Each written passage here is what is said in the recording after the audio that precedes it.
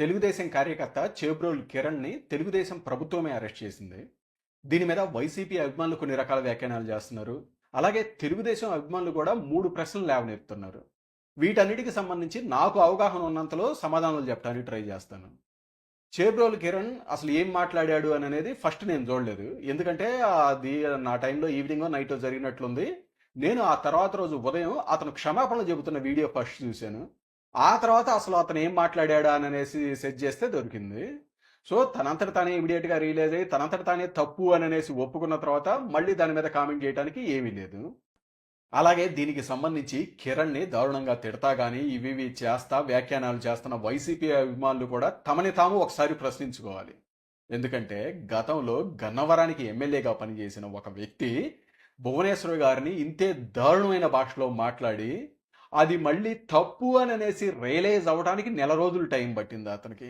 నెల రోజుల తర్వాత బయటకు వచ్చి అతను చెప్పింది, భువనేశ్వరి గారు నాకు తల్లి లాంటి వ్యక్తి, ఆవిడ మాకు కుటుంబానికి కానీ మాకు తెలిసిన వాళ్ళకి బంధువుల కుటుంబాలకు కానీ ఎంతో సాయం చేశారు. అది విద్యకు సంబంధించిన కానీ ఆరోగ్యానికి సంబంధించిన హాస్పిటల్కి సంబంధించిన కానీ ట్రస్ట్ ద్వారా మాకు ఎంతో హెల్ప్ చేశారు. అటువంటి వ్యక్తి మీద ఏదో పొరపాటున నోరు చారాను అని అనేసి నెల రోజుల తర్వాత బయటకు వచ్చి చెప్పారు. అంతలా సాయం చేసిన వ్యక్తిని తల్లిలా భావించే వ్యక్తి మీద ఎవరైనా ఎంత పొరపాటుగానైనా కానీ అలా నోరు జారుతారా? ఆ నోరు జారింది మళ్ళీ తప్పు అని అనేసి రియలైజ్ అవడానికి నెల రోజులు టైం పట్టుద్దా? దాని మీద ఆ నెల రోజుల్లో మీ పార్టీ అధినేత కానీ మీ పార్టీ నాయకులు కానీ మీ పార్టీ కానీ ఇది తప్పు, ఇది బయటికి వెళ్ళి క్షమాపణలు చెప్పు అని ఆదేశించడానికైనా కనీసం ప్రయత్నాలు చేశారా?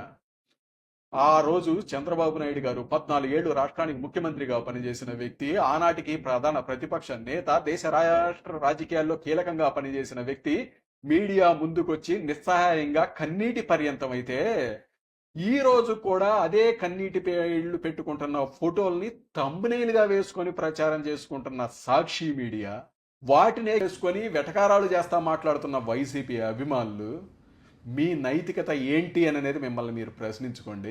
అలాగే మీరు ఏవైతే ఇప్పుడు తిడుతున్నారో, ఏవైతే ఇవన్నీ మాట్లాడుతున్నారో అవన్నీ మీకు కూడా వర్తిస్తాయి అని అనేది ఒకసారి గుర్తు చేసుకోండి. ఇక ఈ విషయాల్లో తెలుగుదేశం వైసీపీలు పార్టీల పరంగా వారి చిత్తశుద్ధిని చూస్తే, గతంలో వైసీపీ ప్రతిపక్షంలో ఉన్నప్పుడు 2014-19 మధ్య ఆ పార్టీ ఆవిర్భావం నుంచి సోషల్ మీడియాలో పనిచేసిన వ్యక్తులు, బాగా పాపులర్ అయిన వ్యక్తులే ఇలాంటి వ్యాఖ్యలే ఇవన్నీ చేస్తే దాని మీద పెద్ద కాంట్రవర్సీ అయితే ఆ రోజు వైసీపీ అఫీషియల్గా నోట్ రిలీజ్ చేసింది. వాళ్ళ పేర్లు పెట్టేసి వీళ్ళకి మా పార్టీకి ఏ సంబంధము లేదు, వీళ్ళు మా పార్టీ వ్యక్తులే కాదు అని అనేసి చెప్పి చేతులు దులిపేసుకోవటం. వాళ్ళు జగన్మోహన్ రెడ్డి గారితో కానీ పార్టీ వాళ్ళతో కానీ ఉన్న ఫోటోలు ఇవన్నీ చూపిస్తుంటే ఎంతోమంది అభిమానులు ఉంటారు, ఎంతోమంది ఉంటారు, దిగుతుంటారు, వాళ్ళందరినీ మా పార్టీ కింద ఇది వేస్తామా అని అనేసి మాట్లాడి చేతులు దులిపేసుకున్నారు. వాళ్ళు వాళ్ళ పార్టీ ఆవిర్భావం నుంచి సోషల్ మీడియాలో ఇది పనిచేశారు. బాగా పాపులర్ వ్యక్తులు వీళ్ళతోటి క్లోజ్గా ఉండే వ్యక్తుల విషయంలో కూడా అలా చేశారు. అదే ఈరోజు తెలుగుదేశాన్ని చూస్తే కిరణ్ మాకు తెలియదు ఇది అని అనేసి చెప్పలేదు. అతను మా పార్టీ కార్యకర్తే, చేసింది తప్పే అని పబ్లిక్గా ఒప్పుకున్నారు. వీళ్ళు కూడా ఇది చెప్పొచ్చు, అవును అతనికి పదవులు కానీ ఇవేమీ లేవు, ఎంతోమంది చంద్రబాబు నాయుడు గారితో కానీ మిగతా నాయకులతో కానీ ఫోటోలు దిగుతుంటారు, అలా దిగిన వాళ్ళందరూ తెలుగుదేశం పార్టీ అయిపోతారా ఏంటి, అతనికి మాకు సంబంధం లేదు అని అనేసి ఆ వైసీపీ లాగానే చేతులు దులిపేసుకోవచ్చు. కానీ అలా చేయలేదు. అతను మా టీడీపీ కార్యకర్తే అని అనేసి పబ్లిక్గా ఒప్పుకున్నారు. అతను చేసింది తప్పు అని అనేసి అన్నారు. దానికి సంబంధించి పార్టీ పరంగా సస్పెన్షన్ అనే ఒక శిక్ష విధించారు. అలాగే ఈరోజు తెలుగుదేశం అధికారంలో ఉంది కాబట్టి ప్రభుత్వ పరంగా ఏ పౌరుడికైనా ఒకే రూల్ అప్లికబుల్ అని అనేసి కిరణ్ని అరెస్ట్ చేయటం ఇవన్నీ చేశారు.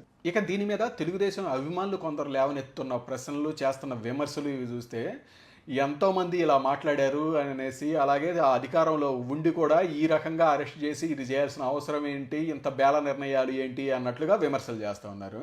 నేను దీని మీద ఏమి కామెంట్ చేయదలుచుకోలేదు. కానీ గతంలో జరిగిన ఒక కేసు మీటర్ చెప్తాను. గతంలో వైసీపీ అధికారంలో ఉన్నప్పుడు వైసీపీ అభిమానులు జడ్జిల మీద దారుణమైన కామెంట్లు చేస్తే ఆ రోజు కోర్టు ఆదేశించింది వారిని అరెస్ట్ చేసి తీసుకురండి అని అనేసి. ఆ రోజు న్యాయ నిపుణులు కానీ మిగతా చాలామంది చెప్పింది, వీళ్ళని అరెస్ట్ చేసి కోర్టు ముందు ప్రవేశపెట్టి ఆ తర్వాత క్షమాపణల కోరతా లెటర్ పెడితే జడ్జిలకి ఎలాగూ వీళ్ళలాగా పగలు ప్రతీకారాలు ఇలాంటివి ఉండవు కాబట్టి మందలించి వదిలేసేస్తారు అని అనేసి అనుకున్నారు. అంతెందుకు వైసీపీ స్పోక్స్ పర్సన్ ఆ రోజు అడ్డేపల్లి శ్రీధర్ అని అనేసి ఉంటారు, ఆయన కూడా బయటకు వచ్చేసి మీడియాలో మాట్లాడతా వాళ్ళు చదువు సంధ్య లేనోళ్ళు ఏదంటే అది మాట్లాడారు అని మాట్లాడారు అనమాట. అయితే దాని మీద వైసీపీ అభిమానులు కానీ కొందరు రియాక్ట్ అయ్యి మమ్మల్ని ఆ రకంగా అంటావా అనేసి అంటే అతను ఆ రోజు రిప్లై ఇచ్చాడు, లేదు ఇది మనకు తెలియక చేశాము ఇది అని అనేసి చెప్పుకొని కోర్టు ముందు చెప్పుకున్నాము అంటే ఒక క్షమాపణతోటి పోద్ది, అందుకనే మనం ఇలా ప్రొసీడ్ అవుతున్నాము అని అనేసి అతను క్లియర్గా చెప్పాడు. కానీ ఆ రోజు జరిగింది ఏంటి, వీళ్ళని అరెస్ట్ చేయలేదు. జగన్మోహన్ రెడ్డి గారి ప్రభుత్వం అరెస్ట్ చేయకుండా వీళ్ళు మాకు దొరకట్లేదు అది ఇది అని అనేసి చెబితే ఆ రోజు వైసీపీ అభిమానులు అలాగే ఆ కేసులో ఉన్నవాళ్ళు కూడా ఇది మా దమ్ అంటే మమ్మల్ని ఎవరు అరెస్ట్ చేయలేరు, మా ప్రభుత్వం మా జగన్మోహన్ రెడ్డి మమ్మల్ని ఎలాగైనా కాపాడతాడు, అది మా దమ్ము మా గట్సు అని మాట్లాడారు. ఆ తర్వాత ఏం జరిగింది, జడ్జిలు దీని మీద ఇంకా సీరియస్ అయ్యి దాన్ని సిబిఐకి పంపించడము, ఆ తర్వాత వీళ్ళని ఎవరైతే ఉన్నారో వాళ్ళందరినీ అరెస్ట్ చేసి జైళ్లలో ఉండటం, అందులో కొందరికి ఏదో హెల్త్ ప్రాబ్లమ్స్ అయింది అని కూడా విన్నాము మనము. అంత సీరియస్నెస్ దాకా వెళ్ళిపోయి అన్నాళ్ళు జైల్లో మగ్గిపోయి ఆ కేసు నడుస్తూ ఉన్న పరిస్థితి. మీకు ఆ రోజు ఆ జగన్మోహన్ రెడ్డి గారు వాళ్ళని ఫస్టే అరెస్ట్ చేసి ఉంటే ఇంత దూరం వచ్చేది కాదు. ఆ రోజు ఆయన ఎందుకు అరెస్ట్ చేయలేదు, ఒకటి ఆయన దాన్ని రాజకీయంగా వాడుకోవాలి వీళ్ళు ఏమైతే ఏంది అని అనేసి అనుకున్నాడా, లేదు అంటే తన కార్యకర్తల ముందు తాను బేలగా కనపడతాను వీళ్ళని అరెస్ట్ చేస్తే అనే ఉద్దేశంతో ఇది చేయలేదా? మీకు ఆ రోజు జగన్మోహన్ రెడ్డి గారు ఆ కోర్టులు ఆదేశించగానే వాళ్ళని అరెస్ట్ చేసి జడ్జి గారి ముందు ప్రవేశపెట్టినట్లయితే ఆ రోజు వారి పార్టీ అభిమానుల్లో కొందరు మందిలో జగన్మోహన్ రెడ్డి గారు బేలగా ఇలా కనిపించుండేవాళ్ళేమో, కానీ ఆ కేసులో ఉన్న వాళ్ళకైతే ఇంత శిక్షలు ఇంత ఇది అనుభవించి ఉండేవాళ్ళు కాదు, వాళ్ళకి క్షమాపణతోటి ఇది పోయేది. సో మొత్తంగా నేను చెప్పదలుచుకుంది ఏంటంటే, పైకి బేలగా కనిపించే నిర్ణయాలు అన్నీ బేల నిర్ణయాలు, చెడ్డ నిర్ణయాలు కాదు, కఠినంగా స్ట్రాంగ్గా కనిపించే నిర్ణయాలు అన్నీ మంచివి, కఠినమైన నిర్ణయాలు, ధైర్యంతో తీసుకున్న నిర్ణయాలు అనేవి కాదు అని చెప్పడం నా ఉద్దేశం ఇక్కడ. అలాగే దీనికి సంబంధించి తెలుగుదేశం అభిమానులు రైజ్ చేస్తున్న ఇంకో క్వశ్చను, కిరణ్ని ఆ రకంగా బ్లాక్ కవర్ వేసి ప్రెస్ మీట్ ముందు ఇది పెట్టేసి అంత అవమానకర రీతిలో ప్రజెంట్ చేయాల్సిన ఇదేమొచ్చింది, గతంలో ఇటువంటి వ్యాఖ్యానాలు చేసిన మిగతా వాళ్ళని కూడా ఇలానే చూయించారా అని అనేది. అవును, దీనికి సంబంధించి ఎవరికి ఇలా మాస్క్ వేయాలి, ఎవరికి ఇది చేయాలి అని అనేది స్పెసిఫిక్ గైడ్ లైన్స్ అయితే ఏమి లేవు. కాకపోతే ఆర్టికల్ 21 ప్రకారం కొన్ని రకాల సందర్భాల్లో ఇలా వాడమని చెప్పారనమాట. అది మీడియా అటెన్షన్ ఎక్కువగా ఉన్న కేసుల్లో ఇలా వాడండి అని అనేసి, అలాగే బాధితుల్ని దీంట్లో ఐడెంటిఫికేషన్ పీరియడ్ ఇది నిర్వహిస్తుంటారు కదా, ఆ సందర్భంలో వాడమని. మీకు ఇక్కడ కిరణ్కి సంబంధించి ఐడెంటిఫికేషన్ పీరియడ్ ఇలాంటివి ఏమీ ఉండవు కాబట్టి అది అతనికి అప్లికబుల్ కాదు. అలాగే ఇంకొకటి వచ్చేసరికి ఆ సస్పెక్ట్కి సంబంధించి ప్రూవ్ అయిన దాకా కూడా అతను నేరస్తుడు కాదు కాబట్టి అతని వివరాలు గోప్యంగా ఉంచడానికి, అతని గౌరవ మర్యాదలు కాపాడటం కోసం అలా మాస్క్ వేసి ఉంచండి అని అనేది ఒక రూలు. ఇక్కడ కిరణ్ ఆల్రెడీ తను కన్ఫెస్ చేసే ఉన్నాడు కాబట్టి ఇక్కడ అది కూడా ఇది అప్లికబుల్ కాకపోవచ్చు. అలాగే ఇంకొకటి వచ్చేసరికి పెద్ద టెర్రరిస్టులు ఈ మేటర్లో వాళ్ళ ఫేస్ బయటికి కనబడేటట్టు చూస్తే వాళ్ళు కళ్ళ ద్వారా కూడా బయట వాళ్ళకి ఏదన్నా సైగలు ఇది చేయటం, చేతులు ఇది చూపడం ద్వారా సైగలు చేసి ఏమన్నా కొన్ని రకాల ఆదేశాలు ఇవి పంపిస్తారేమో ఆ టెర్రరిస్టులు ఇలాంటివి అనే ఉద్దేశంతో అలాంటి మాస్కులు వాడమని ఈ గైడ్ లైన్స్ మాత్రమే ఉన్నవి. అలాగే దీనికి సంబంధించి స్పెసిఫిక్ గైడ్ లైన్స్ ఇవన్నీ లేవు కాబట్టి చాలా పోలీస్ స్టేషన్లలో కూడా ఆ నల్ల క్లాత్ కానీ ఇవన్నీ స్టాక్ అనేది ఉండవు, అప్పటికప్పుడు టెంపరీ అరేంజ్మెంట్స్ చేస్తుంటారు. అలాగే స్పెసిఫిక్ గైడ్ లైన్స్ ఇవన్నీ లేవు కూడా కాబట్టి చాలా సందర్భాల్లో ఏం చేస్తారంటే ఈ ఫేస్కి ఇక్కడ దాకా కర్చీఫ్ కానీ వాళ్ళ కర్చీఫ్ ఉంటే కర్చీఫ్, టవల్ ఉంటే టవల్ ఇక్కడ దాకా కట్టేసుకోమంటారు, అలాగే ఫేస్కి ఇలా చెయ్యి అడ్డం పెట్టుకోండి మీడియా ఇది చూసేటప్పుడు అనేసి చెబుతారనమాట. మరి కిరణ్ విషయంలో కూడా అలానే తనని ఊరికే అంతగా కావాలంటే కర్చీఫ్ ఇలా కట్టుకోండి పైన చేయడం పెట్టుకోండి అని చెప్తే సరిపోయి ఉండేది. కానీ మరి ఆ కవర్ వేసి అలా ఎందుకు చేశారో తెలీదు. అది వాళ్ళు ఇంటెన్షనల్గా చేశారు అని అనేసి అనుకోము అనమాట. అది యాదృచ్ఛికంగా జరిగింది అని అనేదే చాలామంది ఒపీనియన్ కూడా, తెలుగుదేశం అభిమానుల ఒపీనియన్ కూడా. కాకపోతే వేరే సంఘటనని బేస్ చేసుకొని దీని మీద కొన్ని అనుమానాలు రేకెత్తున్నాయి. ఏంటంటే కిరణ్ని అరెస్ట్ చేసి తీసుకొచ్చేటప్పుడు వైసీపీ మాధవ్ వచ్చేసి ఆయన మీద దాడి చేయడానికి ప్రయత్నాలు చేశారు. మరి కిరణ్ని అరెస్ట్ చేసి తీసుకొచ్చేది అక్కడికి వస్తున్నాడు అని అనేది మాధవ్కి ఎవరు చెప్పారు, ఎవరో వీళ్ళలో చెప్పారు అనే అనుమానాలతోటి ఇలా కావాలనే కిరణ్ని ఇలా కవర్ వేసి ట్రీట్ చేశారు అనే దాని మీద తెలుగుదేశం అభిమానులు అంతగా రియాక్ట్ అవుతున్నారు అని అనుకుంటున్నాను.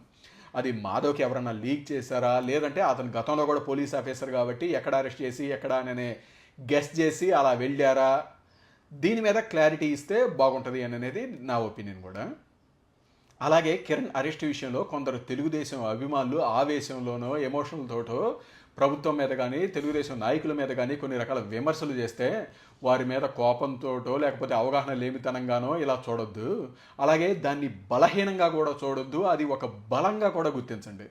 ఎందుకంటే గతంలో మీకు చూస్తే అచ్చెన్నాయుడు గారిని వీళ్ళని అరెస్ట్ చేసినప్పుడు ఆయనకి ఆ రోజు ఆపరేషన్ అయ్యి ఉండి ఇబ్బందులు పడుతున్నా కూడా ఆయన్ని కొన్ని వందల కిలోమీటర్లు జీబులో వేసుకొని తీసుకురావటం, ఆ తర్వాత ఆయనకు మళ్ళీ ఆపరేషన్ చేయడానికి వెళ్ళటం, ఆ రోజు ఆ ఫోటోలన్నీ మన కళ్ళ ముందు కదులుతూ ఉంటాయి. అలాగే ధూళిపాళ నరేంద్ర గారిని కానీ ఆయన్ని ఆ రోజు అరెస్ట్ చేస్తుంటే వాళ్ళ భార్య వచ్చి కనీసం మందులు వేసుకొనివ్వండి అని బతిలాడటం, ఆ తర్వాత ఆయన కూతురు ఆయన నరేంద్ర గారి కారు వెంబడ పరిగెడుతూ ఉంటాం. అలాగే నరేంద్ర గారు రిలీజ్ అయిన తర్వాత కూడా ఫుల్ గడ్డంతో ఇలా బయటికి రావటం, ఆయన ఎప్పుడూ అలా చూసుంటారు జనాలు. సో ఈ ఫోటోలన్నీ కూడా కళ్ళ ముందు కదిలాడుతూ ఉంటాయి. ఆ రోజు ఎంతలా రియాక్ట్ అయ్యారు అని అనేది కూడా అర్థమైద్ది. ఆ ఫోటోలు చూస్తే ఎలా రియాక్ట్ అయ్యారో ఈరోజు కిరణ్ ఫోటో చూసినా కూడా తెలుగుదేశం కార్యకర్తలందరూ కూడా అదే విధంగా రియాక్ట్ అయ్యారు. ఆ రోజు అచ్చెన్నాయుడు గారి మేటర్లో కానీ అయ్యన్నపాత్రుడు గారి మేటర్లో కానీ ధూళిపాల నరేంద్ర గారు ప్రభాకర్ గారు వీళ్ళ మేటర్లో ఎమోషనల్గా అంతలా రియాక్ట్ అయ్యారు క్యాడరు అంటే వాళ్ళందరూ ఎమ్మెల్యేలుగా మంత్రులుగా చేసిన వాళ్ళు పెద్ద నాయకులు, అందుకనే క్యాడర్ కూడా అంతలా ఎమోషనల్గా రియాక్ట్ అయ్యారు అని అనేసి అనుకున్నారు. కానీ ఈరోజు కిరణ్ ఫోటోలు చూసిన తర్వాత కూడా అంతే ఎమోషనల్గా రియాక్ట్ అయ్యారు అంటే తెలుగుదేశం కార్యకర్తలు ఏ రోజు పొజిషన్లో వీటి ద్వారా చూసి అటాచ్ అవ్వలేదు, వారి పొజిషన్లకి అతీతంగా అదే విధంగా రియాక్ట్ అవుతున్నారు. ఇంతటి ఎమోషనల్ కనెక్టివిటీ ఉన్న పార్టీ ఇక్కడ ఎక్కడా లేదు. దీనికి మనం ఖచ్చితంగా గర్వపడాలి, అది బలంగానే చూడాలి. అందుకనే ఎవరన్నా ఆవేశంతో కానీ దీని ఎమోషనల్గా రియాక్ట్ అయ్యి కొన్ని రకాల విమర్శలు ఇవి చేసినప్పుడు వారికి ఎక్స్ప్లెయిన్ చేయడానికి ప్రయత్నం చేద్దామండి, ఇది కాదు ఇది అని అనేసి. అలాగే ఇలా ఎమోషనల్గా రియాక్ట్ అయ్యి ఆవేశంలో కొన్ని రకాల విమర్శలు ఇవన్నీ పోస్ట్ చేసే తెలుగుదేశం అభిమానులు కూడా ఒక సజెషన్ ఏంటంటే, మీరు పోస్ట్ చేసే ముందు ఒకసారి మీరు రాసింది ఒక 2-3 సార్లు చదువుకోండి. ఎందుకంటే మనం ఎమోషనల్గా ఉన్నప్పుడు మాట్లాడే భాష వచ్చే దాన్ని అదే విధంగా అక్షర రూపం ఇచ్చి అక్కడ పెట్టడం వేరు. దాన్ని అక్షర రూపం ఇచ్చిన తర్వాత దాన్ని ఒక 2-3 సార్లు చదివితే ఓకే వీటిల్లో కొన్ని పదాలు మనం మార్చాలేమో, ఇది కరెక్ట్ కాదేమో అని అనేసి కూడా అనిపించవచ్చు. అలాగే ఒక అరగంట ఆగి మళ్ళీ చదివి ఓకే ఇది కొన్ని పదాలు మార్చొచ్చేమో అని అనేసి అనిపించవచ్చు అనమాట. అలా ఒక 2-3 సార్లు చదవటం, ఒక పావుగంట వెయిట్ చేసి అప్పటికి కూడా మీరు పోస్ట్ చేయబోతుంది మీరు రాసింది కరెక్టే అని అనేసి మీకు అనిపిస్తే మీరు పోస్ట్ చేసుకోవచ్చు.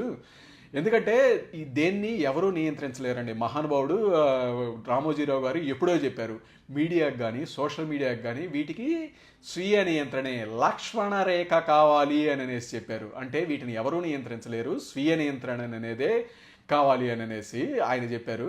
అదే బాటలోనే ఒక్కసారి మనము ఆవేశంలో కానీ ఎమోషనల్గా ఇది చేసేటప్పుడు ఒక 2-3 సార్లు మనం రాసింది కరెక్టేనా కాదా, అలాగే ఒక 10 నిమిషాలు ఆగి ఇంకొకసారి రీవెరిఫై చేసుకొని అప్పుడు కరెక్టేనా అనేసి ఉంటే పోస్ట్ చేయడానికి ప్రయత్నాలు ఇవన్నీ చేద్దామండి.